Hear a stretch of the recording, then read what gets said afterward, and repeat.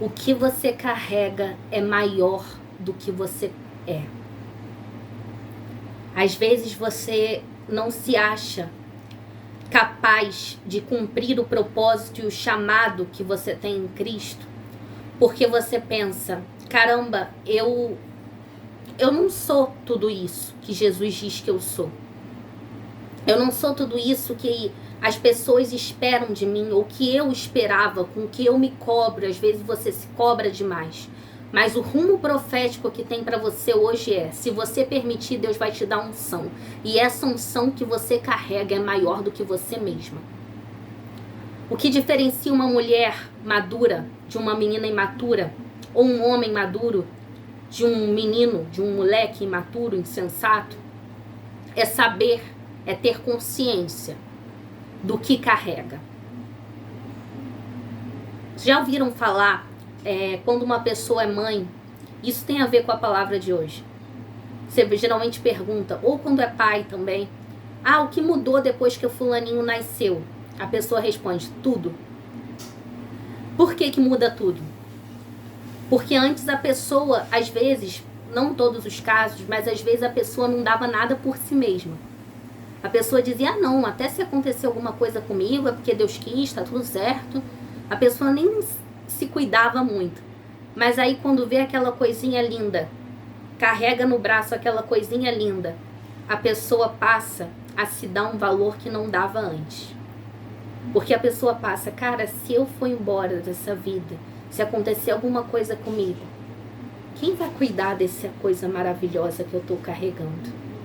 Então, o que carrega passa a ser maior. A vida que o papai e a mamãe carregam passa a ser maior, ou até mesmo mais importante, verdadeiros pais, claro, do que eles mesmos. Eles dão tudo por aquela criança, que depois se torna um lindo adulto. E por que eu tô querendo dizer isso? Para você, eu só tô exemplificando para você entender que o que você gera em Deus é maior do que você. É por isso que você não se sente capaz, porque é maior do que você. Mas Ele te estrutura para gerar. Não sei por que eu tô falando isso, mas até você que é estéril, e o exemplo do bebê mexeu com você. Se tiver que ser, se Deus tem uma palavra, de assim como foi com Sara, que era estéril e idosa, gerou Isaac, se tiver que ser com você assim, vai ser. Você vai gerar. Nada vai te impedir de gerar. Nada impede os planos de Deus de serem concretizados, uma vez que a palavra de Deus foi cumprida e o nome de Jesus foi invocado com fé.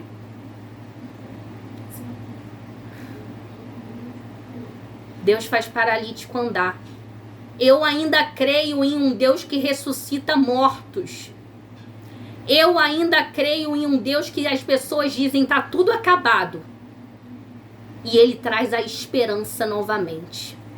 E depois Ele concretiza o que Ele fala. Eu ainda creio num Deus do impossível. Se você crê, inscreva-se nesse canal. Nós temos mensagens semanalmente do Evangelho de Cristo. Você já deve ter percebido que a minha fé é nele, em Jesus Cristo. Eu sou a Ana Clara e é um prazer ter você aqui no Mensagens da Ana. A mensagem de hoje se encontra em Lucas, tá? Evangelho de Jesus, segundo escreveu Lucas, capítulo 1, a partir do verso 26. Lucas, Evangelho de Jesus, segundo escreveu Lucas, capítulo 1, a partir do verso 26. Se você quiser ir procurar na sua casa ou ler depois, fica à vontade. Prefácio é: o nascimento de Jesus é predito.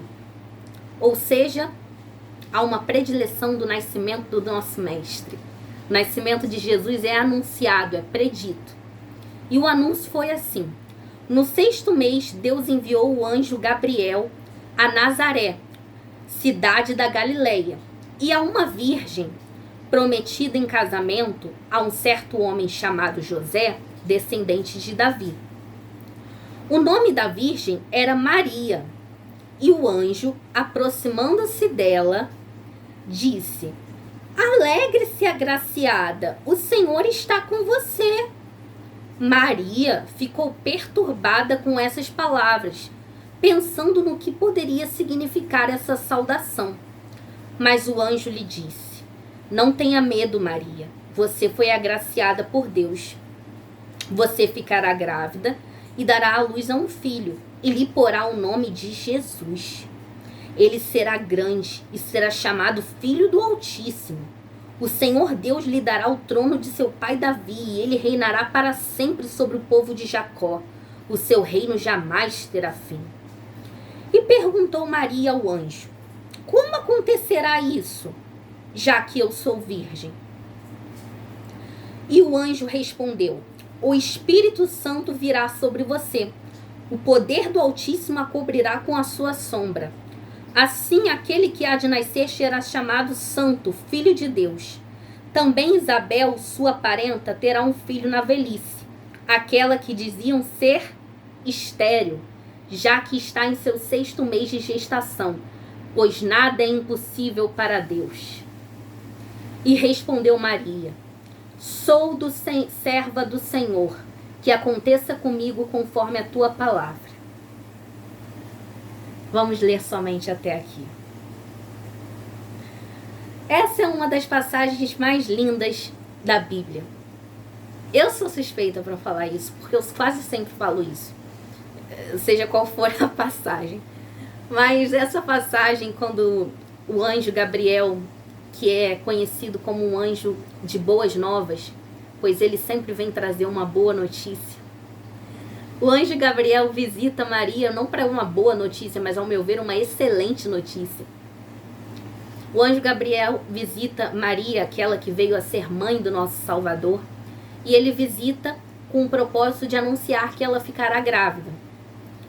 Só que acontece que às vezes eu escuto muita gente falar assim: não, quando eu estiver pronto, eu vou seguir Jesus. Quando eu estiver pronta, eu vou frequentar a igreja. Quando a minha vida estiver organizada, eu me batizo. Ah, não, peraí.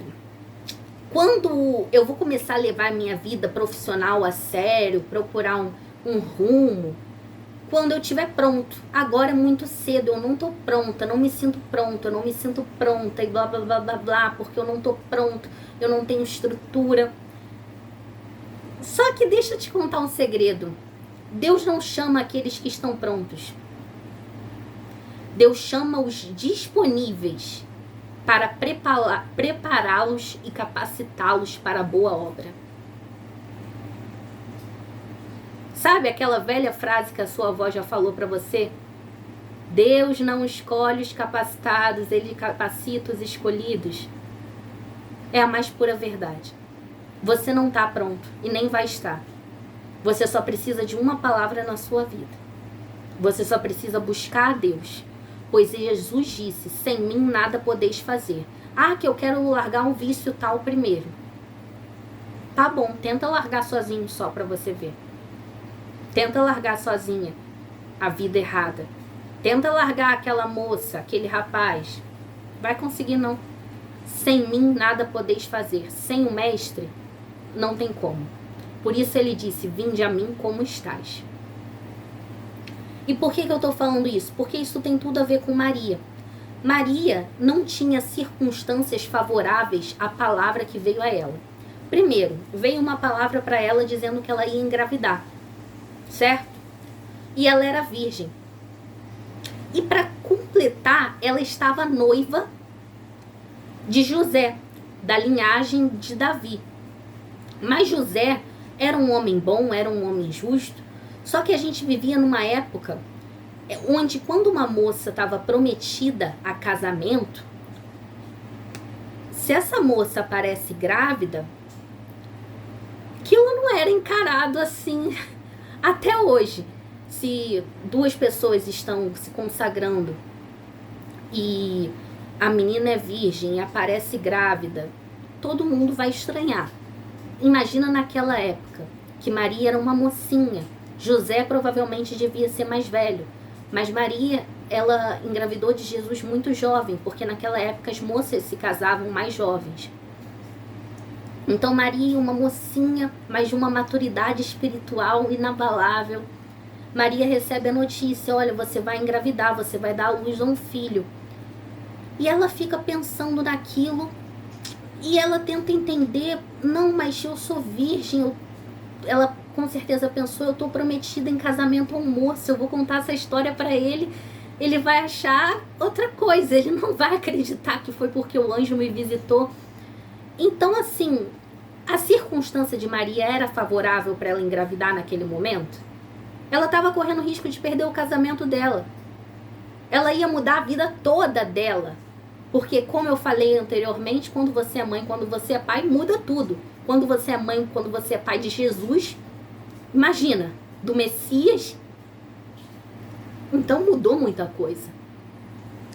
Ela estava com... Não era qualquer chamado ser mãe do Salvador. Então ela não tinha condições de fazer aquilo sozinha. Primeiro, por motivos óbvios, ela era virgem. Segundo, porque como que ia ser para ela convencer José de que ela estava falando a verdade? Tanto que José, quando José ficou sabendo, porque Maria contou para ele, José não acreditou. Só que José era um homem bom. Ele não queria difamá-la e correr risco dela ser até mesmo linchada em praça pública, porque mulheres consideradas adúlteras eram apedrejadas. Então, ela ainda corria esse risco. Então, o que José fez? Basicamente, parafraseando para você entender. Ele falou assim: olha, Maria, eu não acredito em você, tá? É impossível, mas eu não vou contar para ninguém, eu vou deixar isso em segredo para ninguém fazer nada contra você. Mas o nosso casamento encerra aqui. O casamento não tinha começado, o nosso noivado encerra aqui. Eu não vou mais me casar com você sabendo que você me traiu. Porque na cabeça dele ela tinha o traído. Então, José desistiu do casamento, mas ele anulou tudo secretamente. Adivinha quem visitou José em sonho? O mesmo anjo que visitou Maria. Para avisar: José, José, não temas receber Maria como tua esposa, porque o que será gerado nela será o Filho do Deus vivo, e pelo Espírito Santo. Maria não precisou fazer nada para convencer e limpar a sua reputação. Porque quando Deus te chama para algo, Ele também zela pela sua reputação mediante a quem for importante. Não, é importante você entender isso. Não é todo mundo que vai te aplaudir se você virar crente. Mas quem for importante, essencial para a tua vida, o que você não puder, por questões de sobrevivência, abrir mão, Deus vai tratar. Deus não está aqui para abortar planos e projetos e processos e destruir casamentos. Você não tem que largar teu marido, você não tem que largar tua esposa. Não, não, não, não, não, não. Deus vai tratar corações esta noite. Ou esta manhã, a hora que você estiver vendo isso. Deus vai tratar. Porque Deus trata o que não é para ser afastado. Quem é para ser afastado, Deus afasta. Mas quem faz parte do propósito, Deus trata para viver junto com você. Por isso, o anjo visitou José em sonho. Só que enquanto José não conversou com Maria, que o anjo tinha visitado ele, que o casamento ia ser mantido, Maria se sentiu provavelmente muito abalada. Mas lembra que o Gabriel disse para Maria, o anjo Gabriel? Ele visitou ela no 6º mês. E nesse 6º mês, quem estava grávida de 6 meses? Isabel, prima de Maria. Então, o anjo Gabriel, que visitou Maria, foi o mesmo anjo que visitou Zacarias, marido de Isabel, marido da prima da Maria. Ou seja, Maria e Isabel, que eram primas, ficaram grávidas juntas. Maria ficou grávida de Jesus, nosso Senhor, e Isabel ficou grávida de João Batista, primo de Jesus e aquele que fez o batismo das águas, que preparou o caminho para o arrependimento antes de Jesus chegar. João Batista, como primo mais velho, ele foi um grande profeta que batizou as pessoas com água, batizou Jesus com água também. Para quê? O batismo com água até hoje vem dessa prática de João Batista. Por quê? Porque João Batista tinha o propósito de preparar o caminho. Por isso que quando as pessoas falam, você vai se batizar, você vai nascer de novo. Por quê? Porque o batismo de João Batista era para as pessoas se arrependerem. E logo depois de João Batista, quem nasceu? Jesus. Que não era mais para o arrependimento, era para salvação. Então um completava o outro. Por isso que elas ficaram grávidas juntas. E além de tudo, são primas. Então tinham ali um nível de afetividade, de intimidade. Então Maria, ela foi muito inteligente. Por quê? Ela aceitou a palavra. Só que quando você aceita a palavra e quem está perto de você não aceita, que foi José, ele não aceitou de imediato. Maria, ela foi para perto de quem poderia acolhê-la. Então ela foi visitar quem? A prima dela, porque ela pensou, se o anjo me falou que nada é impossível, por isso a minha prima Isabel, que além de estéril, é idosa, está grávida de 6 meses e é idosa, eu vou lá ver isso de perto, vou visitar a Abel. Só estou parafraseando. Vou visitar a Isabel, vou visitar Zacarias e vou conferir se o anjo falou com eles mesmos. Se ela está grávida, vou conferir essa história, porque a fé de Isabel vai me fortalecer. Porque é assim que você tem que fazer. Se o ambiente que você está não favorece o que Deus plantou no teu coração, você tem que procurar um ambiente que favoreça para você se fortalecer. Então Maria foi. Nisso que Maria foi visitar Isabel, quando Isabel ouviu a saudação de Maria, o bebê de Isabel agitou-se em seu ventre. E Isabel ficou cheia do Espírito Santo. Em alta voz exclamou, bendita é você, Maria, entre as mulheres, e bendito é o filho que você dará à luz. Por que sou tão agraciada ao ponto de me visitar a mãe do meu Senhor? Maria nem tinha falado nada. O bebê começou a se mexer e Isabel foi tomada pelo Espírito Santo quando Maria pisou na casa dela. Porque os bebês se mexiam e se conectavam espiritualmente. Oh, aleluia! Você não vai precisar falar nada para se defender.